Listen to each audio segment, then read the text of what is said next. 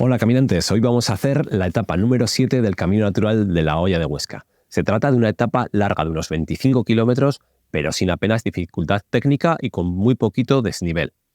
Partiremos de aquí, de la localidad donde nos encontramos ahora, Santa Eulalia del Mayor, y llegaremos hasta Casbas de Huesca. Esta séptima etapa es una caminata larga, unos 25 kilómetros, pero muy sencilla a nivel técnico. Tampoco requiere mucho esfuerzo físico, ya que casi todo el recorrido es en llano o en bajada.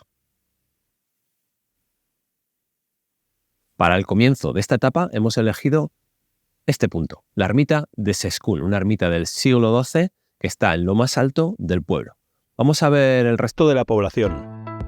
Santa Eulalia la Mayor llama la atención por su localización en lo alto de una ladera sobre las gargantas que forman el río Guatizalema, situada a 850 metros de altitud. Destacando en altura y visible desde muchos puntos de la comarca, este pueblo cuenta con una magnífica torre medieval denominada Torre de la Atalaya, reconstruida recientemente y perteneciente a un castillo musulmán de origen incierto que pasó a manos aragonesas en el siglo XI. Desde esta localización hay unas impresionantes vistas tanto de la Sierra de Guara por su cara sur como de la zona llana de la Hoya de Huesca.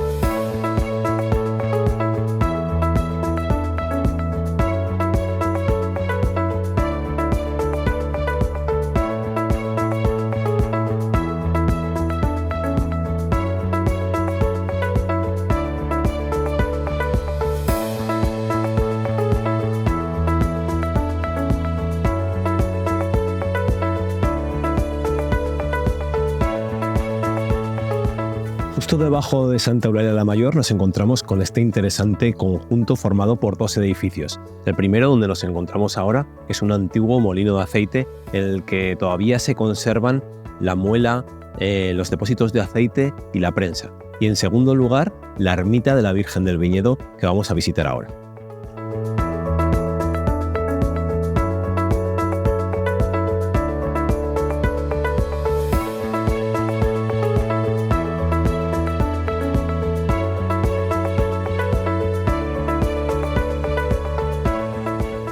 Y así, entre campos de olivos, llegamos a la ermita de Nuestra Señora del Viñedo, junto a la cual se encuentra el centro de visitantes y oficina de información del viñedo, orientada principalmente al Parque Natural de la Sierra y los Cañones de Guara. Estamos entrando en un término de máxima importancia histórica, denominado allá en el siglo XI el Abadiado de Monte Aragón.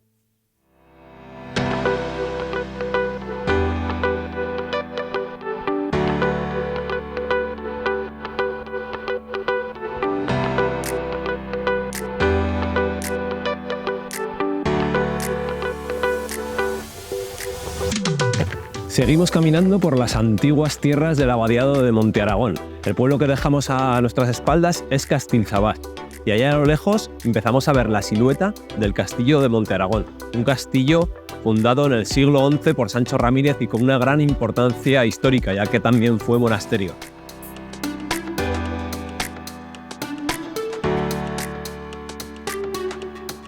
A medida que avanzamos por el camino, nos encontramos sorpresas como esta, la ermita de San Fertús, de la que todavía se conservan el arco de su fachada principal con estas maravillosas novelas, unos enormes sillares en piedra en sus esquinas y dos arcos apuntados en su interior, muy bonitos.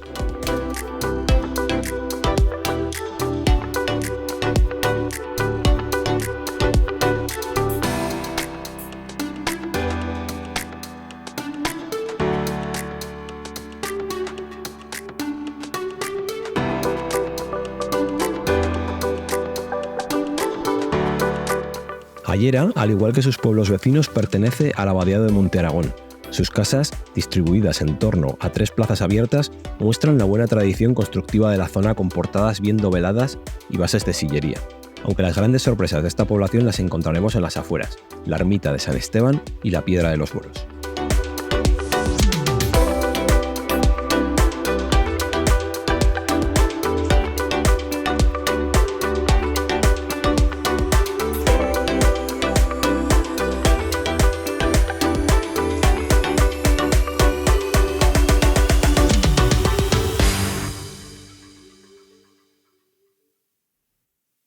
Saliendo de Ayera, en el mismo camino natural, encontramos la modesta ermita de San Esteban, datada en los siglos XIII y XIV.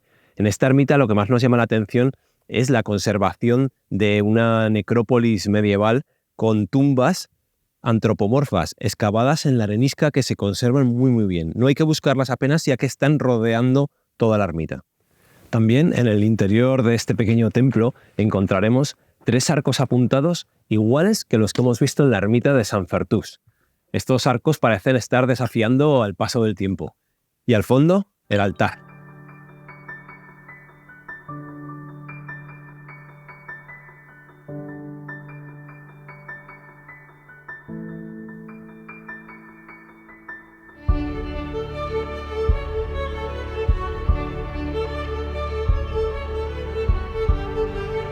En esta comarca, poblada desde hace miles de años por diferentes pueblos y culturas, existen lugares enigmáticos y desconcertantes, pero este, denominado por las gentes que habitan estas tierras como la Piedra Mora, quizás sea el más curioso e indescifrable de todos, dando lugar a numerosas hipótesis acerca de su origen. Se dice que pudo ser un almacén de grano, una necrópolis o un lugar relacionado con algún tipo de rito. La Piedra Mora es un enorme bloque de arenisca trabajado por la mano del hombre por todas sus caras, junto al cual se encuentra un monolito de roca aislado y otro bloque pétreo. Esta primera roca, la más grande, está tallada formando numerosas cavidades con formas redondas y ovaladas, algunas unidas entre sí, a las que se puede acceder a través de unas escaleras talladas en la piedra. Este conjunto todavía no está excavado ni estudiado en profundidad, por lo que podría depararnos más sorpresas en el futuro.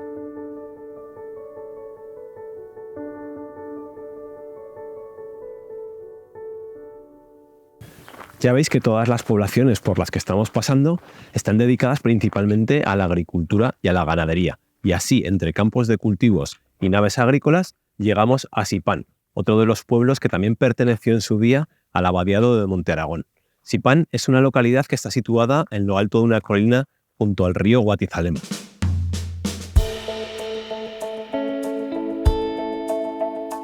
La iglesia parroquial de Sipán está dedicada a Santa María Magdalena y es del siglo XVI, pero nosotros vamos a bajar hasta el río para que veáis el maravilloso puente medieval que tenemos en el Guatizalema.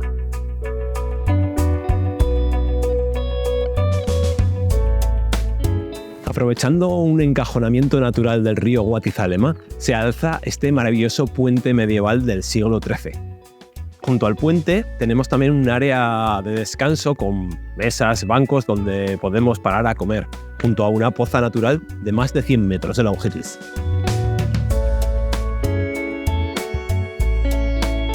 Este puente tiene una estructura muy sencilla protagonizada por un solo arco levemente apuntado que levanta 11 metros sobre el agua. Sobre él se apoya una calzada de 2 metros de diámetro con perfil en lomo de asno, muy habitual de la época. Destaca el excelente trabajo de las dovelas que integran el arco. Pese a la simplicidad de sus formas, es sin duda uno de los puentes más interesantes y que mejor conservan su obra originaria en todo el cauce del Guatizalema.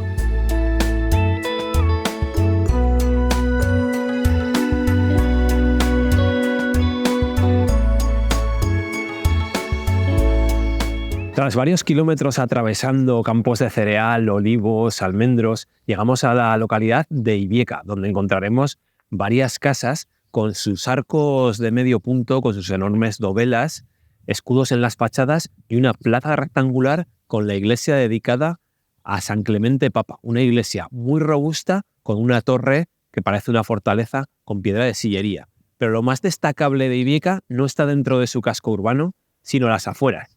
San Miguel de Foces, donde vamos ahora y seguro que nos sorprenderá.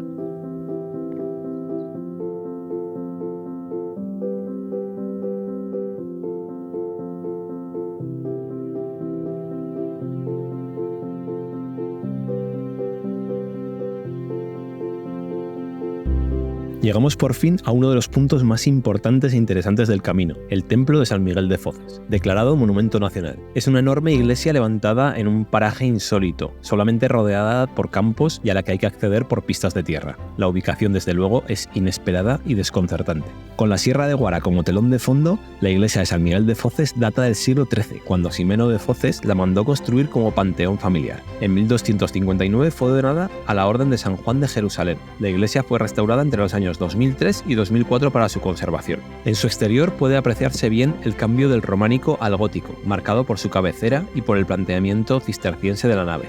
Merece la pena fijarse en sus piedras para descubrir las decenas de marcas de canteros grabadas que nos pueden dar una idea sobre el número de personas que participaron en su construcción. Muy interesante también es la portada del muro sur con una decoración vegetal ya gótica. En su interior se esconde un auténtico tesoro: pinturas murales del siglo XIV, al fresco de estilo gótico lineal.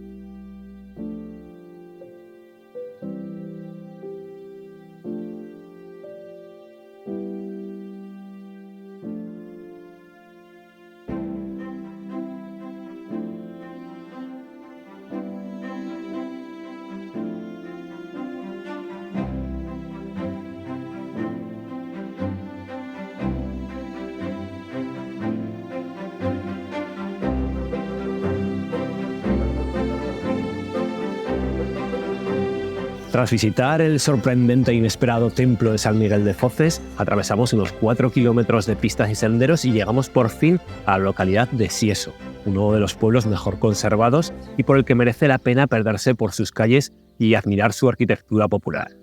Sieso es un bonito núcleo rural situado en una fértil llanura y que posee algunas sorpresas en su casco urbano, como la iglesia parroquial dedicada a San Martín. Se trata de un templo de origen románico del siglo XII, reformado entre los siglos XVI y XVIII, que sostienen un arquitrabe fechado en 1550. Sieso es muy conocido también por la elaboración artesanal de quesos.